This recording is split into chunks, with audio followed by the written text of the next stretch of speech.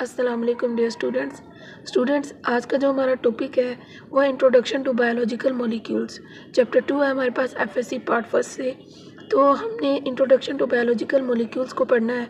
उसके लिए हमें स्टडी करना पड़ेगा बायोलॉजी की ब्रांच बायोकेमिस्ट्री को। तो बायोकेमिस्ट्री क्या है, ये किस तरह से हमारे पास बायोलॉजी के अंदर इसका रोल है। तो स्टार्ट करते हैं। सबसे पहले बायोकेमिस्ट्री क्या है।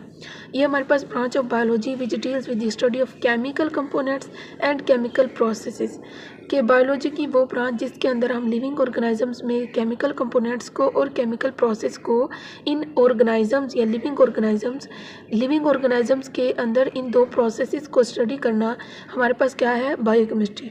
बायोकेमिस्ट्री में मेन दो चीज़ें केमिकल कंपोनेंट्स और केमिकल प्रोसेसेस। लिविंग ऑर्गेनिजम्स के अंदर किस तरह से वर्क करते हैं, इनका लिविंग ऑर्गेनिज्म के अंदर क्या रोल है, इस चीज़ को स्टडी करने के लिए हमें क्या पढ़ना पड़ेगा, बायोकेमिस्ट्री। अब जो बायोकेमिस्ट्री है इसकी इंपॉर्टेंस क्या है। बायोकेमिस्ट्री जो है it is essential for understanding anatomy and physiology.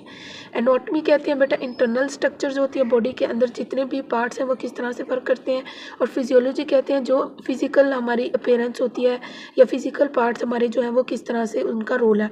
तो इन दोनों चीज़ों को समझने के लिए हमें बायोकेमिस्ट्री की जो है वो हेल्प लेनी पड़ेगी। बायोकेमिस्ट्री इन दोनों चीज़ों को समझने के लिए क्या है, इसेंशियल है, because all of the structure of an organism have biological organisation. क्योंकि जितने भी ऑर्गेनिजम्स के अंदर जो स्ट्रक्चर्स हैं उनमें क्या है, हमारे पास बायोकेमिकल ऑर्गेनाइजेशन जो है वो मौजूद है। तो ये हमारे पास होगी उसकी इम्पोर्टेंस और उसकी जो डेफिनेशन है। एग्जांपल हमारे पास जैसे फोटोसिंथेसिस है, रेस्पिरेशन है एंड डाइजेशन है। इसके अलावा आपके पास एक एमसीक्यूज़ के लिए आता है क्वेश्चन कि आप केमिकल कंपोजिशन बताएं। बायोलॉजिकल मॉलिक्यूल्स जो है वो किस तरह से उनकी जो डिवीजन है वो है। तो केमिकल कंपोनेंट्स में हमारे पास सबसे ज़्यादा पहले है वाटर। बैक्टीरियल सेल में जो वाटर है वो 70% मौजूद है, मैमेलियन सेल में भी 70% मौजूद है। प्रोटीन्स जो है वो बैक्टीरियल सेल में 15% है और मैमेलियन में 18% है। कार्बोहाइड्रेट्स जो है वो 3% है और मैमेलियन में 4% है। लिपिड्स की बात करें तो लिपिड्स जो है वो 2% है और जो हमारे पास मैमेलियन में ये 3% है। डीएनए की बात करें तो डीएनए जो है वो 1% बैक्टीरिया में होता है और जो वेट है, ठीक है, और जो मैमेलियन में है वो 0.25%। आरएनए की बात करें तो आरएनए जो है वो 6% है जबकि मैमेलियन में 1.1% है।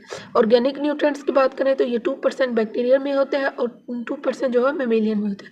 इनऑर्गेनिक भी सेम ऐसी तरह बैक्टीरियल में 1% होता है और मैमेलियन में 1% होता है। तो ये आज हमारा शॉर्ट लेक्चर था, डेफिनेशन, इंपॉर्टेंस और एग्जाम्पल और उसकी केमिकल कंपोजिशन। कोई क्वेश्चन है तो ज़रूर कीजिएगा। अल्लाह हाफिज़।